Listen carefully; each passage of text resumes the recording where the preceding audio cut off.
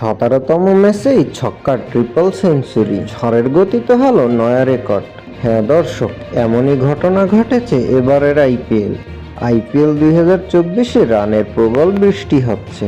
আর রানের বৃষ্টি হবে আর ছক্কার রেকর্ড হবে না, তাও হয় নাকি?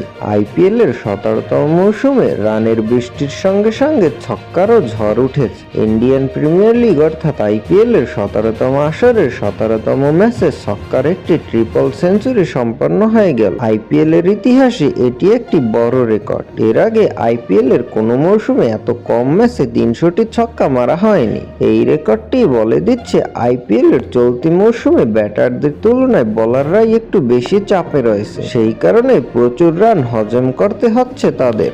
এই ধরনের আরো ভিডিও পেতে অবশ্যই চ্যানেলটা সাবস্ক্রাইব করে পাশে থাকবেন। ধন্যবাদ।